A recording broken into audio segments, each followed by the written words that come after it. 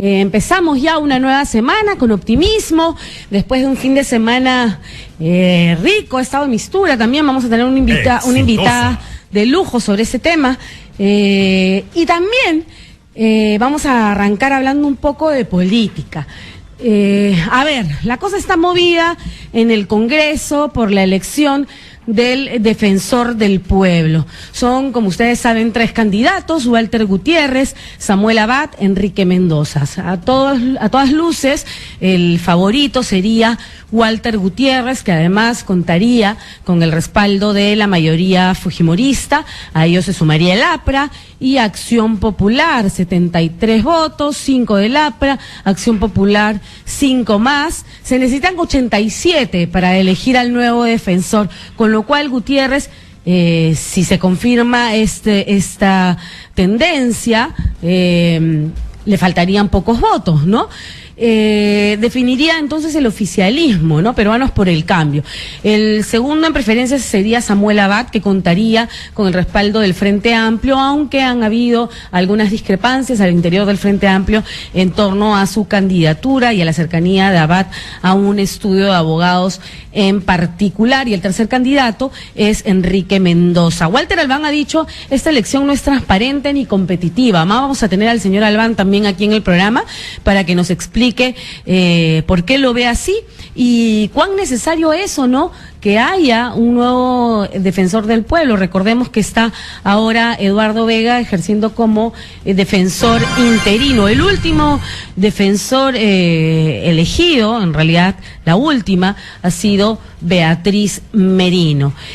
¿Qué más? Vamos a tener además el tema de Ayacucho. Ya se ha confirmado que estos jóvenes, muchachos que encerraron a una chica en una casa de Ayacucho, fueron 6, 4 de ellos fueron 4 varones que la agredieron sexualmente, y dos muchachas, supuestas amigas, imagínense ustedes esa clase de amigas, fueron testigos de toda esta agresión sexual y además grabaron esto, ¿no?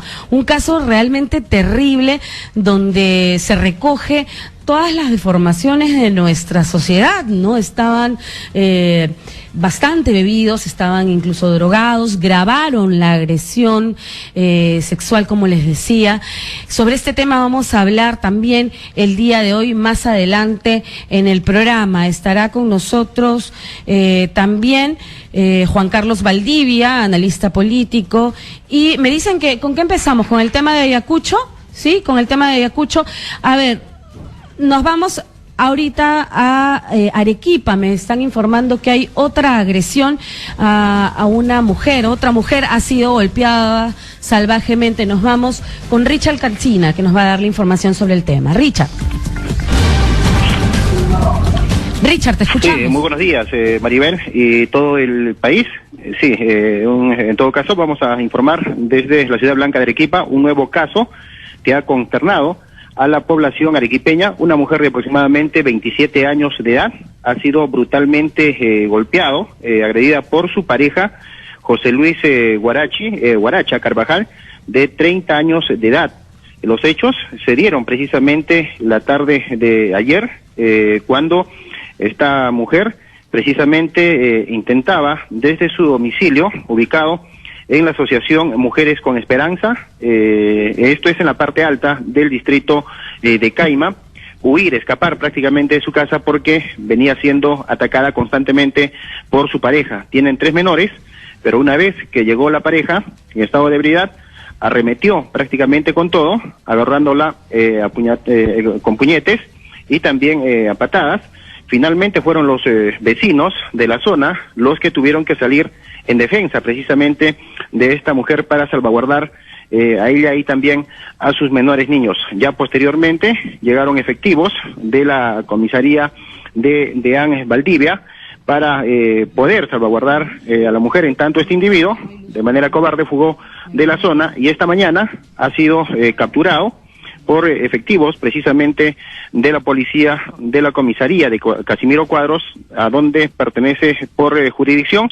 Actualmente permanece en esta dependencia policial se está tomando los atestados correspondientes también de la víctima para que se proceda a las denuncias correspondientes, ¿no? Las lesiones que ha provocado este individuo es en diversas partes del cuerpo, sobre todo en el rostro, ¿no? Aparentemente le habría roto el tabique y también presenta algunas heridas en el rostro. Este tema se está investigando precisamente y se espera de que esta mujer de 27 años aproximadamente pueda ser contundente y no vaya a flaquear en la denuncia correspondiente por este nuevo caso de agresión que se ha dado en nuestra ciudad. Esta información, exitosas noticias, adelante ustedes.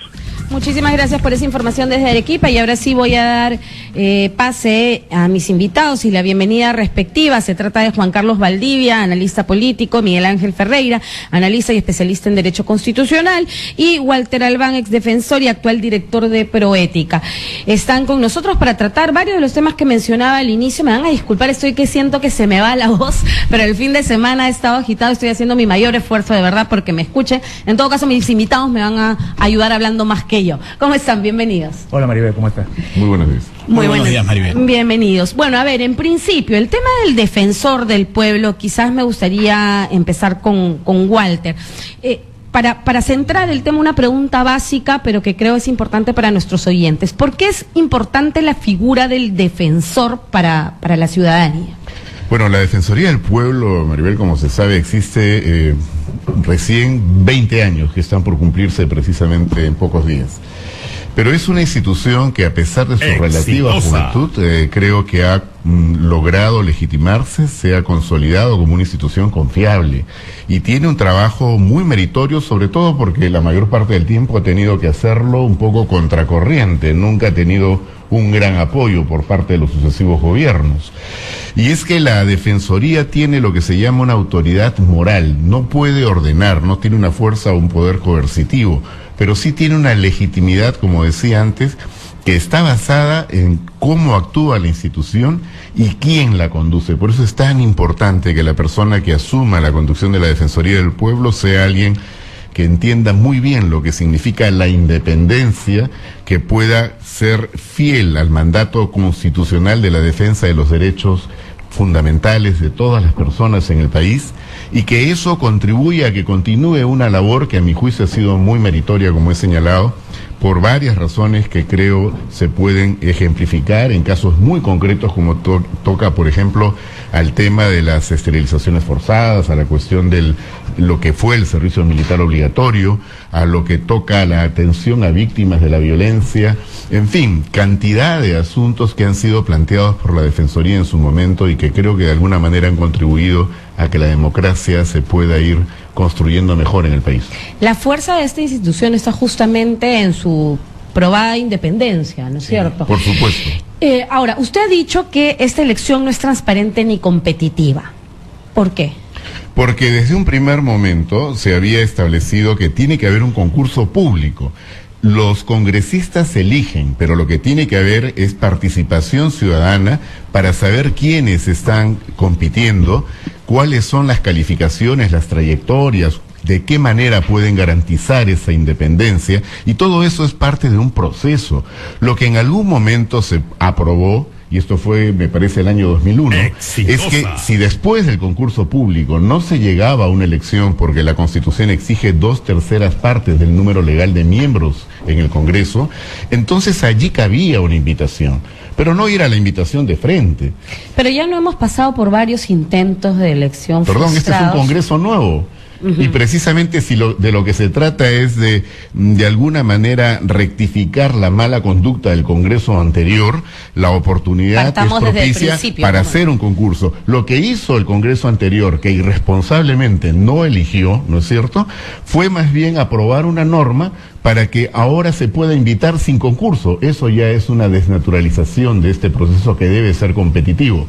Y este Congreso, el actual, no tiene ninguna excusa para no ir a un concurso. ¿Por qué? Porque es la primera vez que no está fraccionado. Lo que hacía difícil llegar a las 2/3 partes de los votos era que había demasiado fraccionamiento en el Congreso. Ahora no. Ahora es muy fácil, ¿no?, que puedan llegar a los 87 votos, pero que lo hagan pues de la debida forma, ¿no? Y eso acautela a todos. Juan Carlos. Sí, sobre ese tema, yo creo que lo que dice la Constitución es que requieren 80 votos y se requiere esta votación calificada para obligar a un acuerdo. 87 son, ¿no? Para la precisión. Ahora Walter. 87. Para obligar a un acuerdo entre las fuerzas políticas. Acuerdo que no se ha logrado en los parlamentos anteriores, no se logró tampoco cuando Walter era el reemplazo de la señora... No, del señor Santisteban. Del señor Santisteban. De Jorge. El difunto. ¿No? Y ha sucedido durante los 5 años pasados, y en este caso siento que este es un Congreso que está actuando responsablemente en la medida de que está tratando de forzar una decisión que no se ha tomado durante 5 años. Entonces, creo que no hay que quitarle legitimidad a la decisión. Finalmente son los congresistas los representantes del pueblo. O sea, para eso vivimos en una democracia. Si no, busquemos pues otro tipo de democracia, una democracia funcional, donde los gremios y las ONGs sean las que representen la voluntad popular. Eso no existe en nuestro sistema parlamentario, en nuestro sistema democrático. Somos una democracia representativa. Los congresistas son los que eligen y los que deciden, ¿no? No, sin lugar a dudas, uno de los temas que puntualmente ha señalado el ex defensor del pueblo, a quien saluda, a Walter Albán, es fundamental, la legitimidad. Nosotros, si bien es cierto, la representatividad en el Congreso de la República es sumamente importante, no deja de ser menos cierto que no podemos legislar a espaldas de la ciudadanía. Y la ciudadanía sí siente que nuestra administración de justicia no está a la altura del ciudadano. Y una de las instituciones que ciertamente ha trabajado en favor de la población y la ciudadanía y con respeto y con independencia, ya en los casos señalados por el ex defensor Walter Albán, es la Defensoría del Pueblo. Y en esa línea de acción tenemos que buscar elegir a un defensor del pueblo técnico, profesional, sin ataduras políticas, que tenga una posición hoy más que nunca, donde tenemos un Congreso donde existe una gran mayoría absoluta hacia una única fuerza, razón por la cual sí existe una preocupación latente en la cual el perfil de quien representa antropomórficamente a la Defensoría del Pueblo sea un perfil sumamente técnico y totalmente objetivo e independiente, ¿no? No sé, mira, yo nuevamente, las 3 personas que están postulando para el cargo son 3 personas, me parece que intachables: presidente de la Corte Suprema, el señor Gutiérrez, que ha sido recientemente decano del Colegio de Abogados, pero además presidente del Tribunal de Honor del Jurado, y Samuel Abad, que es un profesional de prestigio sin ninguna duda, ¿no? O sea, yo estaría satisfecho con cualquiera de los 3. Lo que yo siento es que sí no se puede deslegitimar la labor del Congreso en tratar de elegir un defensor del pueblo que entre estos 3 me parece que cualquiera podría cumplir una labor excelente, una labor justa, y que creo que además los 3 son lo suficiente, han demostrado independencia cuando han tenido un cargo público, ¿no? Entonces no siento por qué hay un cuestionamiento a que el Congreso tome legítimamente una decisión. Yo diría que precisamente porque no se toma legítimamente una decisión cuando se, digamos, pasan por alto cuestiones tan importantes como la competitividad.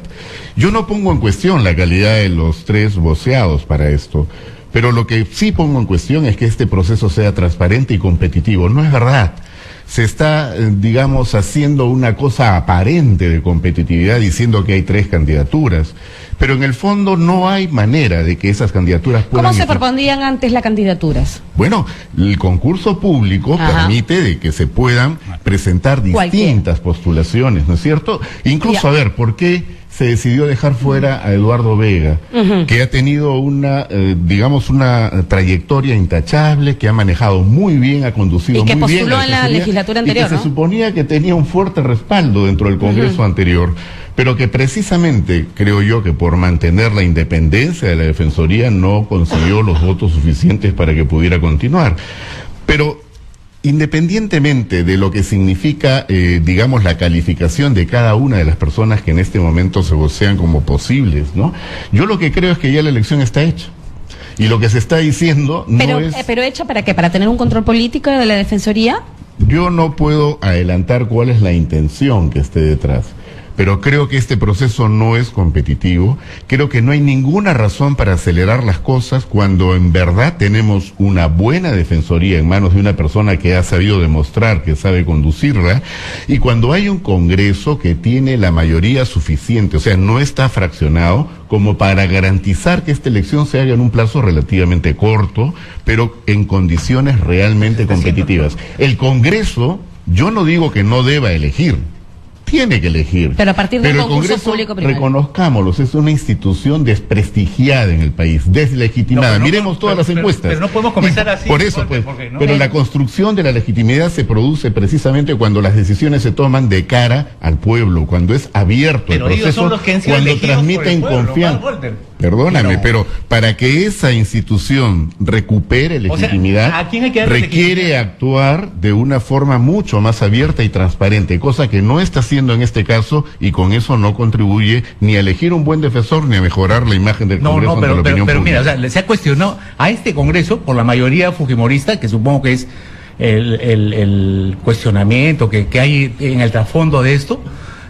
Se le ha cuestionado porque se dijo que se iba a hacer de una forma, de otra, que no se iba a aprobar al primer ministro, que se iba a objetar esto, que se iba a objetar... Está funcionando de lo más adecuado. Los mismos voceros parlamentarios de todos los grupos políticos se han puesto de acuerdo en la forma de elegir al defensor del pueblo. Entonces, la verdad es que yo no encuentro dónde está lo deslegítimo de esta situación. La Constitución pone unas condiciones que son las que se están cumpliendo, y eso es lo que hay que tratar de sacar. O sea, si nosotros vamos a estar diciendo porque no nos gusta o porque no va a salir elegido el que nosotros queremos que salga elegido, entonces vamos a estar cuestionando la legitimidad de un proceso absolutamente constitucional como es el que se está llevando adelante en el Congreso. Me parece pues irracional, ¿no?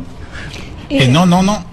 Respecto a los puntos señalados, tanto la legalidad como la legitimidad en estos casos son tanto una tan importante que la otra. ¿Por qué? Porque lamentablemente nuestras instituciones ante la opinión pública, ante la ciudadanía, no carecen de legitimidad.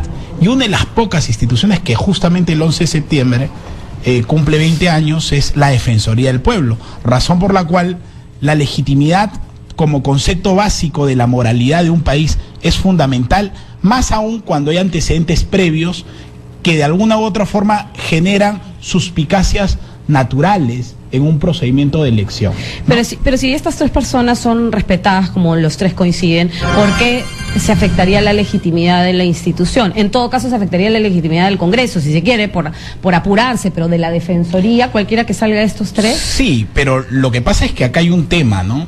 Fundamentalmente, la percepción es que las propias denominaciones están diferenciadas entre una votación una de la otra, razón por la cual los que proponen para efectos de las candidaturas de algunos candidatos, sea cual fuere, no son muy proporcionales, razón por la cual lo que se buscaría acá es un poco inducir a un procedimiento legal. Exitosa. Sin embargo, para efectos de la elección propiamente dicha, sí habría alguna suspicacia. Permítame un momentito, vamos a dar pase a Sofía Gallegos, que está en el Ministerio de Trabajo, y volvemos con esta conversación en torno a la elección del Defensor del Pueblo. Sofía, te escuchamos. ¿Qué tal, Maribel? Información en vivo. Nos encontramos en el Ministerio de Trabajo y Promoción del Empleo. En estos momentos se está llevando a cabo una conferencia encabezada por el ministro de Trabajo, Alfonso Grados Carrasco. Él está declarando en estos momentos y está dando a conocer las acciones que se realizarán durante los primeros 100 días. Escuchamos de actividad y protección de grupos vulnerables. Nuestra economía laboral todavía manifiesta desniveles muy importantes en algunos sectores de la fuerza laboral en torno a su nivel de empleabilidad y de derechos laborales. Por ejemplo, el derecho de las mujeres a una igualdad laboral. En el Perú todavía no se ha zanjado ese tema, tenemos que trabajar fuertemente para ello. Por ejemplo, todavía existe en el Perú un alto porcentaje de trabajo infantil no adecuado. Estamos con programas en torno a ello, los explicaré un poco más adelante. Existe en el Perú también la problemática de fortalecer cada vez más la posibilidad de que las personas con algún grado o situación de discapacidad de poder acceder de mejor manera al mercado laboral, en forma más equitativa y más justa. Trabajaremos en torno a ello.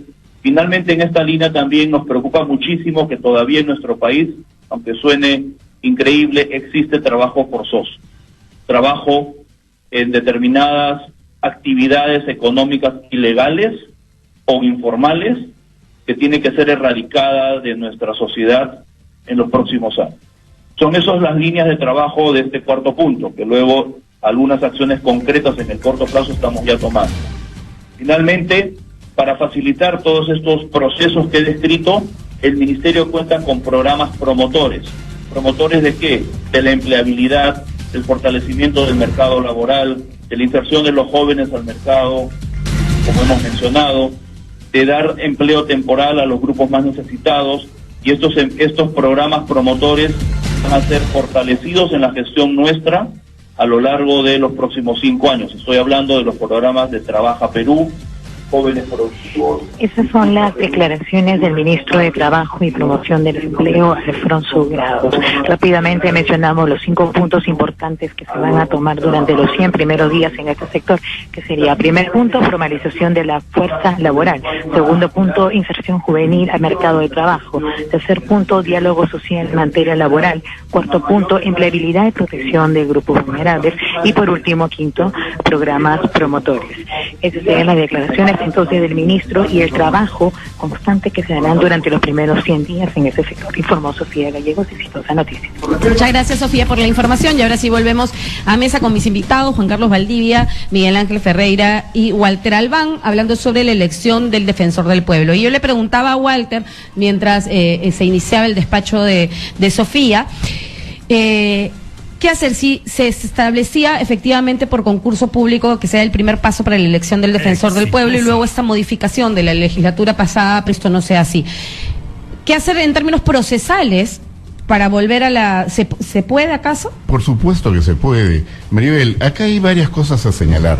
Yo no he puesto en cuestión a ninguna de las 3 personas. Lo que pongo en cuestión es que este proceso sea competitivo. Creo que eso está claro. No es transparente. En segundo lugar, creo que, por ejemplo, hay otras personas que podrían ser también muy idóneas y que les han cerrado la puerta desde el primer momento. No hay ninguna necesidad de hacer eso. Como el mismo Eduardo Vega, digamos. O por qué, por ejemplo, no hay una mujer dentro del grupo de personas consideradas para la decisión, ¿no es cierto? Ahora bien, ¿cuál es el apuro? ¿Cuál es la premura? Si este Congreso, como repito, no está fraccionado, puede llegar relativamente fácil a los 87 votos, que hagan un proceso más abierto, que permitan la participación ciudadana y sobre esa base se pueda elegir sin ninguna duda, con la mayor legitimidad. No todo lo legal y no todo lo que hace el Congreso es porque de acuerdo a la Constitución puedan tener la competencia algo que va a legitimar. El Congreso anterior quiso hacer lo que se calificó como la repartija, eso no era ilegal.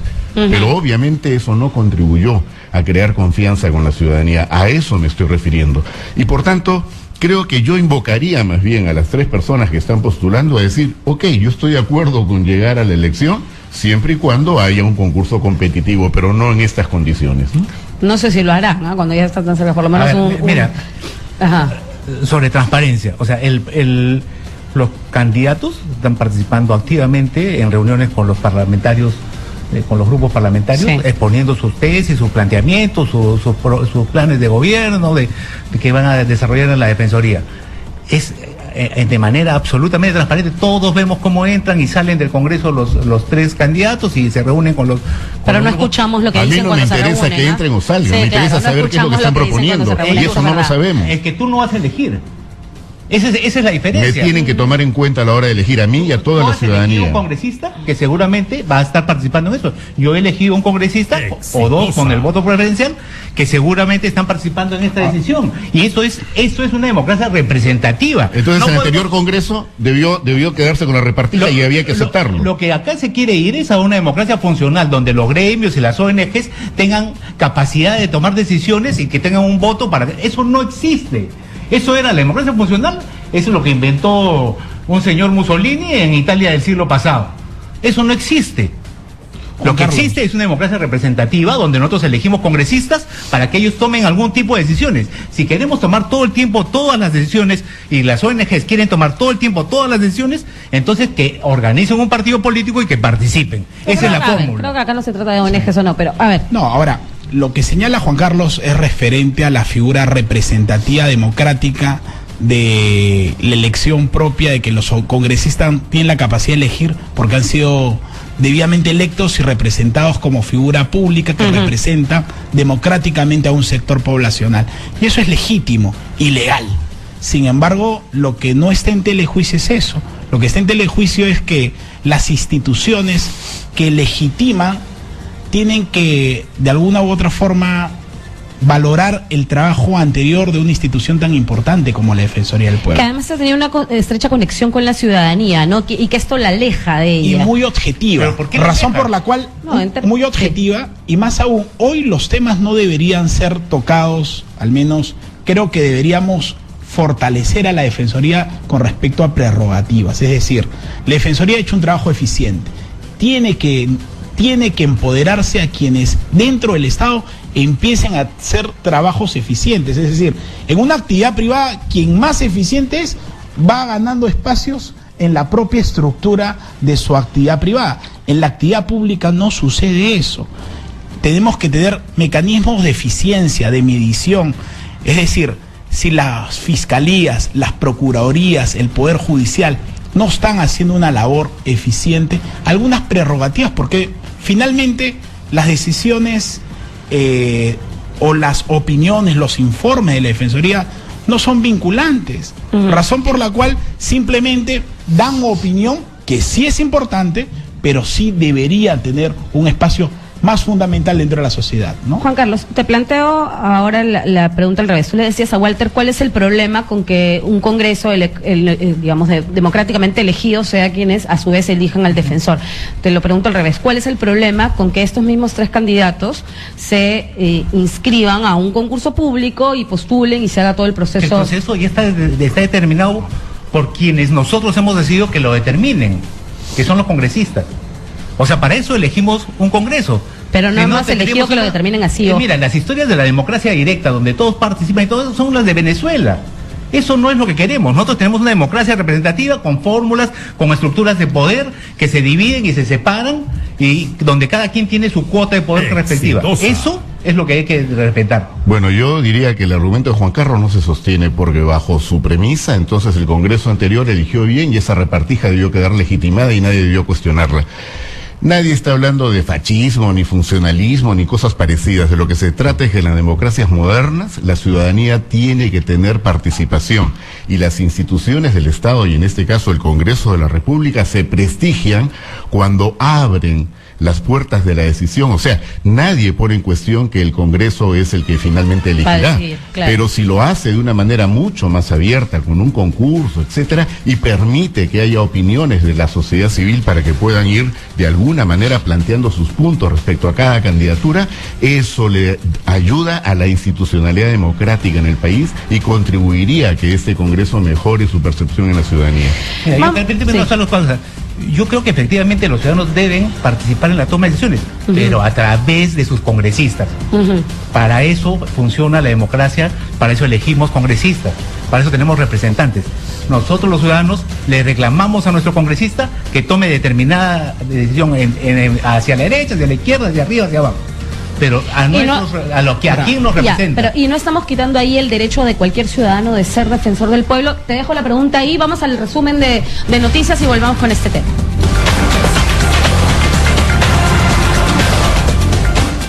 Ya regresamos con Maribel Toledo Ocampo en Exitosa.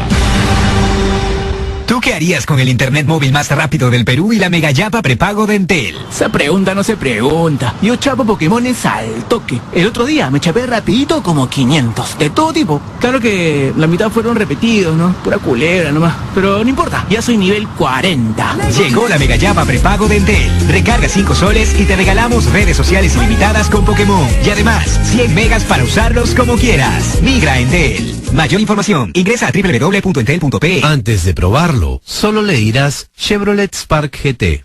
pero después de probarlo, le dirás... Chevrolet Spark GT. Para un grande, dilo en grande. Chevrolet Spark GT, un grande en la ciudad. Chevrolet, find new roads. Única respuesta, Radio Exitosa.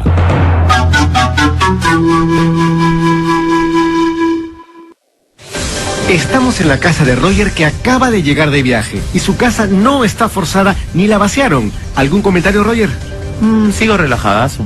Que tu hogar sea una estadística más de la seguridad que te da Verisur. La mejor asesoría y tecnología especializada para cuidarte. 0800 11010. Verisur, tu calma más allá de una alarma. Radio Exitosa, en Lima, 95.5. El microinformativo de Exitosa.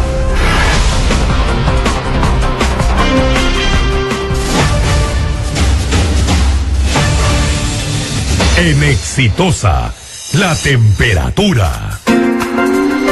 En Lima, 17 grados. En Arequipa, 21 grados. 11:35. Eduardo Roy Gates, abogado de Nadine Heredia, indicó que debe quedar claro que lo que dé como resultado la Comisión de Fiscalización no aportará nada nuevo a lo que ya está viendo el Ministerio Público.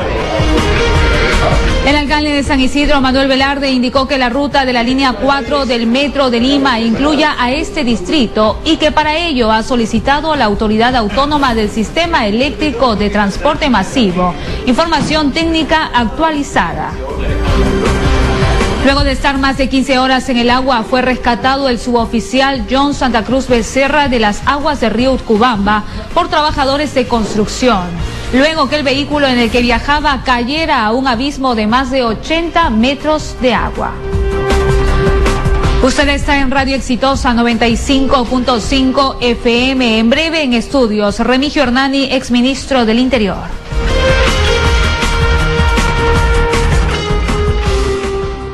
Radio Exitosa, en Lima, 95.5. Continuamos con Maribel Toledo Ocampo, en Exitosa. Mientras se leía el resumen de noticias, yo fui al baño y regreso y estaba acá en mi mesa de conducción en unos gritos que se coló todo en el resumen de noticias. Seguían discutiendo en torno al defensor del pueblo, ¿no? Porque yo llegué y los tuve que callar, no la dejaban. Estamos hablando de la selección de fútbol, ya. Uy, esas broncas son peores todavía. Bueno. El Perú-Bolivia. El Perú, no, ahí ya no hay. Yo creo que en el tema del defensor del pueblo todavía hay razones de esperanza, a diferencia del tema del fútbol. Pero bueno, volviendo al tema del defensor, te preguntaba si no se quita con esto el derecho a cualquier ciudadano como Eduardo Vega o como una mujer, como decía Walter, a ser defensor del pueblo. No, pero ha habido un proceso en el cual los voceros han postulado gente. Yo entiendo que la observación que se hizo a Eduardo Vega es que ya tiene 5 años en el puesto y que según algunos de los grupos políticos que participaban ahí, afirmaban que tenía 5 años y que ya había cumplido pues un periodo aunque no había sido formalmente, ya había cumplido un periodo como defensor del pueblo de 5 años y que por eso no lo pusieron en la terna final, ¿no?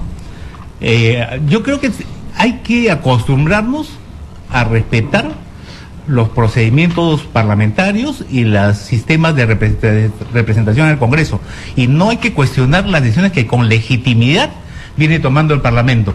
Puede haber un momento en el cual todos encontremos dificultad, pero en este caso del defensor, donde hay 3 personas con, digamos, reputación, con algún prestigio y con alguna trayectoria, que se escoja y que se tome una decisión. Al final, lo que va a hacer que el defensor del pueblo sea bueno o malo, va a ser su gestión, no la elección. Bueno, ya la elección es mañana, ¿no? Difícilmente se dé marcha atrás. Yo creo que finalmente quienes van a tenerle el poder de decisión van a ser los congresistas oficialistas, ¿no? De Peruanos por el Cambio, quienes van a dar o la victoria a Walter Gutiérrez o la ausencia de una victoria, con lo cual volvemos al estadio de siempre, y ahí quizás se pueda replantear el tema que tú propones, Walter. Bueno, yo espero de que se pueda rectificar, así como se ha señalado. Esto fue una decisión de un momento para otro entre un grupo de representantes de las organizaciones políticas de ver si se podría elegir ya y con estas personas como candidatas. Yo creo, sin embargo, que el Congreso está en toda la posibilidad de no continuar en este camino y más bien ir a un proceso, como dije, competitivo y mucho más transparente. Tengo la impresión incluso de que la propia gente de Fuerza Popular tendría que hacerse esta pregunta, porque finalmente ninguno de los candidatos pertenece o está vinculado orgánicamente a esta organización. De manera que sería muy importante que ahora que este Congreso no está fraccionado, que tiene una mayoría absoluta por parte de esta organización política, un gesto con el país sería decir, mejor vamos a un proceso que tranquilice y dé confianza a todos. Algunos están contentos, como Juan Carlos, pero no todos, pues. Es un momento importante para el Congreso de la República, ahora en la elección del Defensor del Pueblo, más aún cuando los cuadros congresistas son profesionales de mejor nivel, y que entiendo de que tienen que tener un concepto claro que en las democracias, sean representativas o participativas, tienen una función la ciudadanía.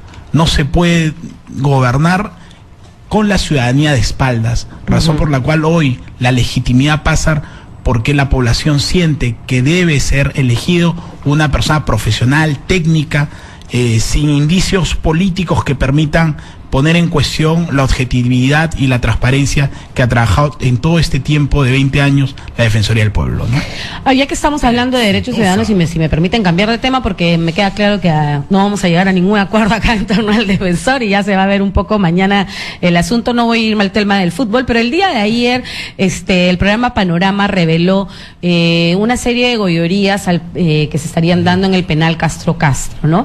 Y el jefe del INPE, Julio Magán, el presidente del INPE, salió al aire en una comunicación telefónica diciendo, entre otras cosas, que los internos tenían los mismos derechos que cualquier ciudadano, que en términos básicos, de derechos básicos sí, pero acá no estábamos hablando de derechos básicos, sino estábamos hablando de un televisor 21 pulgadas, cámbiamelos por uno de 36 pulgadas, ¿no? O de una araña para mi baño en lugar de un foco, etcétera, ¿no? Sus opiniones sobre este tema. Mira, yo siempre digo una cosa, es una muestra de cómo funciona el Estado peruano, son las cárceles, ¿no? La cárcel se supone que es a donde llevamos los penales, los penales son donde llevamos a las personas para, digamos, se resocialicen y para que tampoco tengan un problema, afecten la vida en común de la sociedad, ¿no? Entonces, se supone que ahí deberían estar lo mejor resguardados y lo mejor supervisados por el Estado. No es así. Tanto así que el señor Magán tiene la que diremos, originalidad de sugerir que tienen no tienen los mismos derechos. No tienen los mismos, o sea, no tienen el derecho de construir su propio penal. Así es. No tienen es un poco el tema, porque le pasaban, ¿no? El cemento, las mayólicas, un poco de los colores que yo quiero, más o menos. Por supuesto, ¿no? ¿Cierto? Entonces no tienen los mismos derechos, no están ahí para que cumplan una condena y para que se resocialicen y para que al final no afecten la vida en común de los demás, pero no tienen pues derecho a hacerse un palacete al interior de las cárceles, ¿no? Walter, me interesa escuchar la opinión de un ex defensor sobre este tema. Bueno, en esto estamos de acuerdo con lo que ha hecho Juan Carlos, me alegro que en algo estamos de acuerdo. Pero lo que también está en el fondo, ¿no es cierto?, es que las cárceles están abandonadas en el país hace mucho tiempo, ¿no? Sabemos de los problemas de hacinamiento, los problemas de infraestructura, la propia comunidad. Cuando se habla de construir un penal, nadie quiere que el penal esté al costado o por lo menos cerca. La situación es penosa. Tenemos un crecimiento de la población penitenciaria enorme que no se condice con la infraestructura con la cual se cuenta. El personal del INPE, me imagino que es de los peor pagados en el Estado en este momento. No hay una selección calificada para que podamos contar con gente idónea, ¿no es verdad? Entonces, en esos términos no podemos esperar pues grandes, digamos, milagros dentro de las cárceles. Que estos problemas se presenten no puede sorprendernos, pero hay necesidad de adoptar una política pública en este tema que transforme esa situación. ¿No ha sido esto una buena gestión la del señor Magán? Al Ministerio de Justicia, uno de los temas que se encuentra pendientes es políticas públicas en temas de penitenciarios. Eso es un tema fundamental y no solamente pasa por un tema de infraestructura. Bueno, la ministra ya ha hablado de un estado de emergencia en los penales, ¿no? Ahora Sin embargo, el día a día pasa, esta gente sigue delinquiendo con todos los aparatos técnicos que de alguna u otra forma extorsiona, y la ciudadanía ve que, si bien es cierto, hay palabras, no hay hechos concretos, ¿no? Y es por eso que tanto la legitimidad como la legalidad hoy tiene que ir de la mano, pensando en que hay que construir ciudadanía, razón por la cual que al ver este tipo de entrevistas en televisión, la sazón de la población es: ¿dónde están yendo mis impuestos? Sí, claro, imagínense, están yendo a aire acondicionado, que falta aquí en Exitosa, más bien algunas habitaciones de aire acondicionado. Mejor hay que llamar al señor Julio Magán para que nos traiga aire acondicionado. Bien, me dicen que tenemos que irnos ya a conversar con Erika Rado, ¿no? Desde el Congreso de la República. Yo les agradezco enormemente su presencia el día de hoy. No se peleen a la salida, pueden seguir hablando de fútbol, pero sin pelear, por favor. Muchas gracias a mis invitados. Gracias. Vamos ahora sí de inmediato con Erika Rado, del Congreso de la República. ¿Qué tal, Maribel? Muy buenas tardes. Desde el Congreso de la República. Esta mañana se ha realizado un seminario para poder conocer a los candidatos al defensor del pueblo, y han llegado hasta el momento dos de los candidatos. Se trata del doctor Samuel Abad y también el doctor Enrique Mendoza. Quien no ha podido asistir ante este evento es el tercer candidato, Walter Gutiérrez, y precisamente ha culminado ya su exposición Samuel Abad, y va a hacer ahora uso de la palabra el doctor Enrique Mendoza. Vamos a escuchar parte entonces de su intervención, cuáles son las propuestas que tienen para defensor del pueblo. Hay que indicar también, Maribel, que este seminario se realiza aquí en la sala Bolognesi del Congreso de la República. Vamos a escuchar al doctor Enrique Mendoza. Mis primeras palabras son para agradecer el gesto, para agradecer a los parlamentarios y saludar la vocación democrática que se está mostrando este acto. Quiero también agradecer a la presencia del doctor Abayo Exitosa. Una pena que no nos pueda acompañar el doctor Walter Gutiérrez. Sin embargo, atendiendo al valioso tiempo de los señores congresistas, voy a ser bastante breve y tratar de ser muy puntual. En primer lugar, ¿por qué me permito solicitar la anuencia del Congreso para presentarme y asumir un cargo tan importante como la Defensoría del Pueblo? Porque creo que esta institución está funcionando desde el año 96 con una gran persona, Jorge Santisteban, a quien lo tomo como figura modélica, y ha ayudado muchísimo en la democratización de nuestro país. Sin embargo, a través de esta institución creemos que se puede y debe ser una herramienta para defender los derechos fundamentales, que es lo principal, mejorar los niveles de vida, sobre todo en zonas de nuestro interior o en puntos neurálgicos de las ciudades, de las grandes poblaciones que tenemos ya en nuestro país. Pero me refiero a los derechos fundamentales, no de unos cuantos grupos, sino de todos aquellos que sean afectados en algún momento. Toda población o colectivo vulnerable tiene que tener a su defensor del pueblo acostado o a su adjunto, viendo o canalizando sus problemas. Me refiero al ciudadano de a pie, a los pensionistas, a los agraviados por el sistema de salud o por la educación estatal,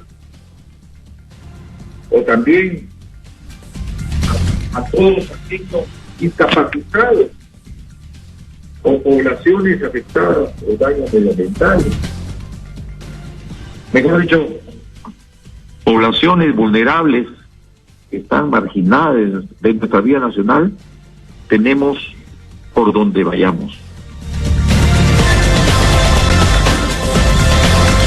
Bien, era entonces la presentación de dos de los candidatos a la Defensoría del Pueblo en el Congreso de la República. Estaban presentando sus propuestas, justamente de lo que veníamos hablando con mis invitados. No está Walter Gutiérrez, pero está Samuel Amat y Enrique Mendoza. Pero ahora sí vamos a cambiar de tema. Está con nosotros ya el señor Remigio Hernani, exministro del Interior, para hablar de esta reforma al interior de la policía, con un nuevo incluso organigrama que ya ha sido difundido por algunos medios de comunicación, que ha zamaqueado la opinión pública, ¿no? Con este retiro de generales, se habla también de pase al retiro de coroneles. En fin, vamos a recoger sus opiniones en torno a las medidas que está tomando el actual ministro, el señor Basombrío. ¿Cómo está, señor Hernani? Bienvenido al programa. Buenos días, gracias por la invitación. Muy bien. A ver, en principio, en líneas generales, ¿cómo evalúa usted estas decisiones que está tomando el ministro Basombrío? Bueno, en líneas generales usted puede observar que hay algunas cosas contradictorias. Por ejemplo, en el denominado, entre comillas, Escuadrón de la Muerte, primero hubieron expresiones de un viceministro y creo que del mismo ministro del Interior, indicando que eran 100 personas y que había un escuadrón de la muerte.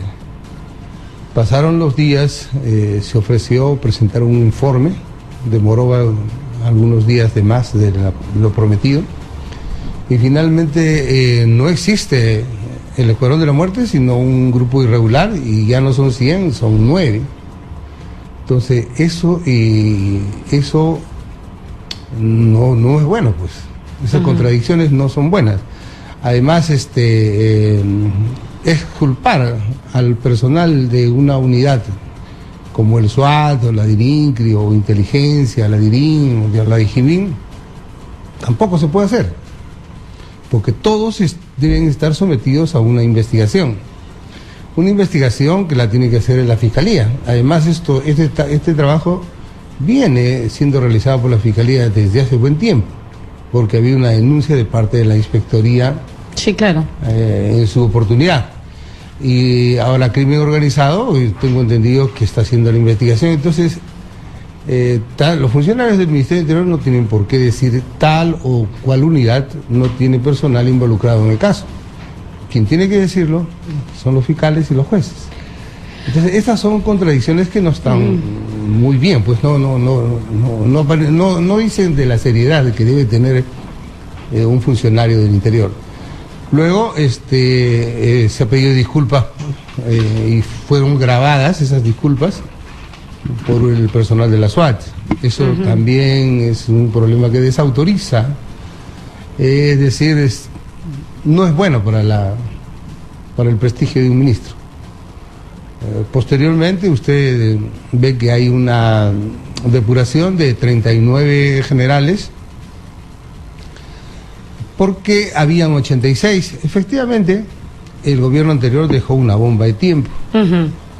La Policía Nacional se puede manejar eficientemente con entre 40 y 45 generales suficiente. Con eso se puede trabajar muy bien. Pero 86 es demasiado. Esto fueron criterios políticos los que determinaron que haya 86 generales. Tal es así que en Lima habían 5 generales cuando siempre había 1. En el Callao habían 2 cuando debía ser 1 y a veces era un coronel. En el BRAE había 3 y debería haber 1 solo. Pero dentro de este grupo han salido algunos prestigiosos generales muy eficientes. Por ejemplo, tenemos al general Papuico, que es un pesquisa excelente, es uno de los mejores pesquisas que tenemos, especialmente en investigación de homicidios. Tenemos al defensor del policía, el general Ramírez, también excelente abogado, defensor de la policía en muchísimos casos. Tenemos al general Vicente Álvarez Moreno, que es el que más sabe de los temas contra el terrorismo. Claro, pero el ministro Basombrío no ha dicho que quienes hayan sido pasados al retiro carezcan de virtudes, sino que simplemente había que hacer una reducción y bueno, había que elegir, pues, ¿no? ¿Usted cree que los que se han ido son mejores a los que se han quedado, entonces? ¿Por qué? Porque se han quedado algunos reingresados que tenían algunos antecedentes negativos y sin embargo reingresaron y ascendieron y sin embargo están ahí vivitos y coleando, entonces... No es tan entonces, cierto, así como la permanencia de generales en el gobierno anterior obedeció a temas políticos, ¿la depuración ahora cree usted también ha obedecido a temas políticos? Evidentemente es un trabajo político. El ministro hace, todas las acciones que hace son políticas, pero lógicamente había que reducir, así en es. primer lugar. Pero y las discrepancias iban a estar, ¿ah? Se saque no, quien se hay saque. algunos que son buenos, que no han debido salir desde mi punto de vista, y otros que se están quedando. Y sería bueno que se revise, ¿no? Porque son gente reingresada y gente que no le hace bien, pues, a la institución necesariamente, ¿bien? Ahora, usted era una persona cercana a Pedro Pablo Kuczynski. Usted participó en los temas de campaña, asesorándolo. ¿Y qué pasó? ¿Por qué Yo no tengo ningún problema con el señor Kuczynski. Ajá. Lo que pasa es que yo he formado parte del grupo encargado de la seguridad ciudadana, que era presidido por el señor Gino Costa. Pero el señor Gino Costa salió elegido parlamentario y el presidente de la República quiere que los parlamentarios ejerzan esa función y no la de ministros. Y apareció el señor Basombrío y por supuesto que... ¿No se llevó bien usted con el señor? No, me ofreció ser asesor, pero lamentablemente no en las condiciones que él quiere. Pero también es falso que diga que yo le quería imponer cosas. Yo no le quería imponer nada, simplemente... Que usted le quiso imponer al director general, ¿no? Eso es lo que se dice. Eso es falso. Eso es falso. A un ministro no se le puede imponer nada. Eso es una cobardía de hablar de esa manera, porque yo nunca le he impuesto nada. Yo solamente conversé. ¿Se lo propuso en todo caso? Tampoco. Mire usted, yo antes del 28 de julio me reuní con él en su domicilio. Exitosa. Y quedamos en que iba a presidir una comisión que tenía que ver con la investigación criminal. Que usted iba a presidir la comisión. Así es. Quedamos en eso. Ok.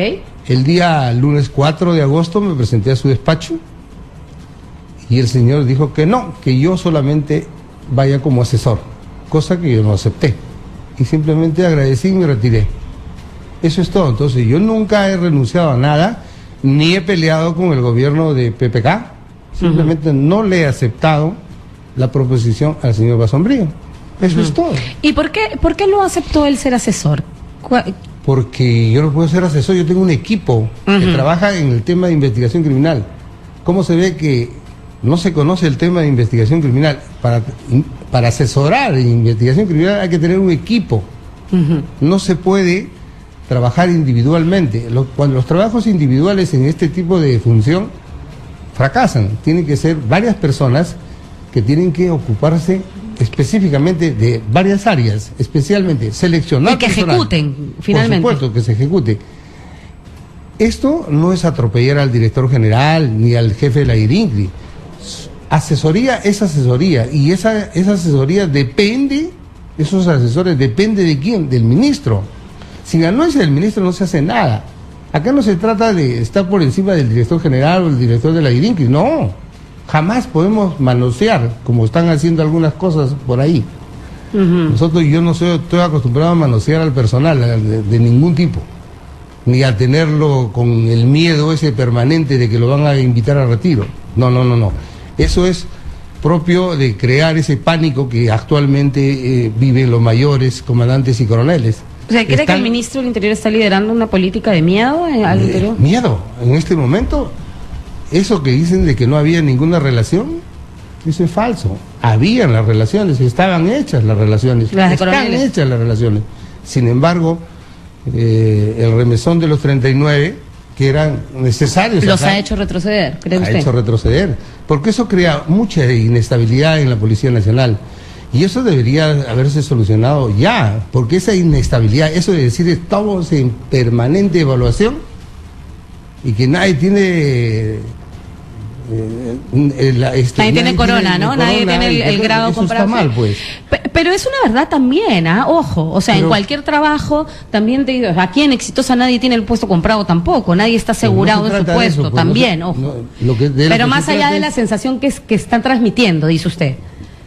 Normalmente el personal policial se va a retiro a fin de año, pero si usted lo tiene en una guerra de nervios, no es bueno para la institución, ni para la estabilidad, ni para la seguridad ciudadana. Señor Remigio Hernani, si me permite, hay una llamada de un policía, de un efectivo de la policía que nos pide no revelar su nombre, se ha identificado sí con la producción, pero nos pide no revelar su nombre al aire. Vamos a recibir la llamada. Aló, buenas tardes. Buenas tardes, señorita. Buenas tardes al señor general que se encuentra con usted. Cuénteme, ¿cuál es su opinión sobre lo que está pasando? Yo estoy bien preocupado y ojalá que me pueda contestar las preguntas que le voy a hacer a Hernani. Al parecer la policía está desmoralizada o desconcertada. La primera pregunta que le hago es, no existe servicio de contrainteligencia en este momento en la policía porque hay 3 generales que han intervenido en la compra de los patrulleros y armas plásticas para la Policía Nacional. Y siguen en sus puestos estos generales, son 3. Más aún, uno de estos generales es asesor personal del señor presidente de la República. Esa es la primera pregunta. La segunda es, ¿por qué el director general habría cambiado al coronel Aybar, que estaba haciendo una buena investigación en Inspectoría General, y puso a el general Romero puso a un allegado a la pareja presidencial? Y la tercera pregunta es, el general Romero ascendió a 10 o 12 generales ahora en el mes de enero para este año, y de los 10, 7 los ha invitado, o sea, los ha tenido 5 meses y los ha purgado, como se dice vulgarmente, ¿no? ¿No seleccionó bien o le fueron impuestos estos coroneles para ocupar esos cargos? Muchas gracias. Gracias, general Hernani. Son 3 preguntas. Sí. El director general, pues lógico, si ha propuesto para el ascenso a 7 generales de los que han salido en esta relación, no puede ser posible que él, pues, ahora los proponga para que los inviten a retiro. Esa es una contradicción. Al menos que hayan sido propuestos para ser ascendidos por presión política, pues, ¿no? Pero el director no puede estar en esas circunstancias. Pido mi renuncia, pues, si es que estoy en esa situación. La otra pregunta era... que 3 generales de los que han participado en el tema de los patrulleros siguen... Claro, hay gente que sigue en las adquisiciones que se ha hecho en la policía en los últimos años, ha tenido participación de algunos generales que están presentes en este momento. Y sin embargo no les ha pasado nada. Es bastante raro. Vamos a una pausa, si me permite. ¿La tercera pregunta era? La tercera pregunta no la apunté. ¿Por qué cambiar a Aybar? ¿Puede ser? Se refiere usted al de la... en la pregunta se refiere a por qué cambiaron al coronel Aybar, que estaba haciendo la investigación, y pusieron a otro. Bueno, no tengo conocimiento de eso, pero si es así, y era llegado a la anterior pareja presidencial, lamentablemente pues habría que evaluar ese cambio, que evaluarlo, ¿no? Del ministro, ¿no? Bien, vamos al resumen de noticias, si me permite, general, y volvemos para conversar de otras cosas que van más allá también de los cambios que se están haciendo en el Ministerio de Interior. Me interesa también conocer su opinión en torno a estas denuncias sobre supuestas compras excesivas de armamento. ¿Qué piensa usted? Me gustaría saber también sobre eso. 251-9422-467-4499 son los teléfonos de Exitosa para que participe usted a lo largo del programa. Vamos al resumen de noticias.